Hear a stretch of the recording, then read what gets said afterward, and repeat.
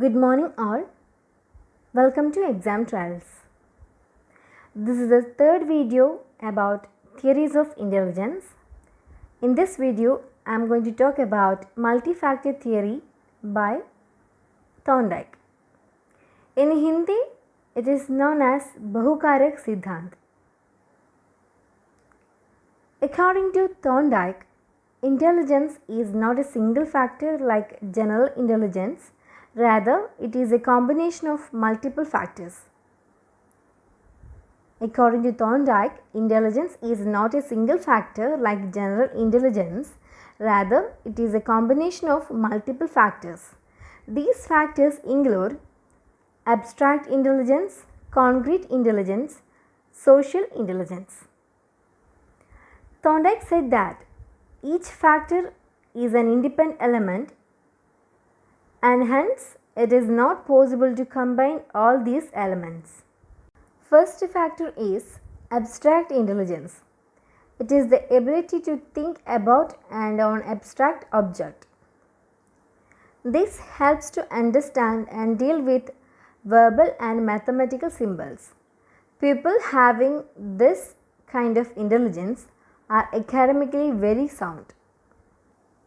Abstract intelligence involves ability to analyze and solve problems abstractly, that is hypothetically. Second factor is concrete intelligence. It refers to the mental ability when a person is able to understand and manipulate concrete objects or person to solve the problems when it is in the concrete form. These people have very high practical intelligence. They are experts in doing manual works. Generally, they become professionals such as architects and engineers. Third factor is social intelligence, which implies the ability to understand and deal with persons. People having social intelligence maintains good relationships. They will be good at social behavior. Thorndike said that social intelligence is the ability to understand and manage men and women, boys and girls, to act wisely in human relations. This intelligence can be represented as interpersonal intelligence. So, these are the three factors included in the multi-factor theory of Thorndike. In addition to these factors, Thorndike made factor analytical study of intelligence and distinguished four attributes of intelligence, that are level, range or width, area and speed. First one is level. It refers to the level of difficulty of a task that can be solved. Level is an important factor in intellect, but we cannot measure it alone. Second attribute is range or width. It refers to the number of tasks at any given degree of difficulties. The range of intellectual growth is determined not only by level but also by the opportunity to learn and breadth of experience. In intelligence test, range is represented by items of equal difficulty. Next attribute is area. It is the total number of situations at each level to which the individual is able to react. It is the sum of all the ranges at each level of intelligence possessed by an individual. In general, it is highly correlated with attitude level. Fourth attribute is speed. Speed refers to the rapidity with which we can respond to the test items.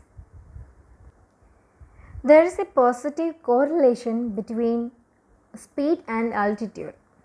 We can say that every intelligence test comprises these four attributes. While testing an individual, he is given a number of tasks, that is, areas, which vary in difficulty, which is what we called range, which are responded to in a given time, that is speed. So these are the 4 attributes given by Thorndike. Now let's talk about the educational implications of multi-factor theory.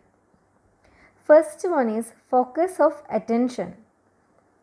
Since Thorndike mentioned 3 types of intelligence, it enables us to assess whether we are paying proper attention to all these types of intelligence. Second one is basis for future learning. Both in academic and professional fields, all the 3 types of intelligence, that is abstract, concrete and social, are involved. We therefore need to have a prior knowledge about the specific type of intelligence of each student to guide him in the right direction. Third one is curriculum implications. The curriculum needs to be broad-based to provide adequate opportunities for the development of abstract and social intelligence. Besides a diversified curriculum, a core curriculum is also provided at the appropriate stages. Fourth one is use of a variety of methods of teaching. For the development of all the 3 types of intelligence, a variety of progressive methods should be used.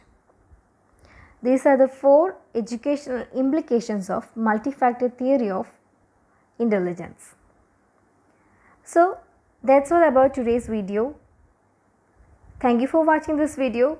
If you find this video useful, please do subscribe my channel. Thank you. Have a good day.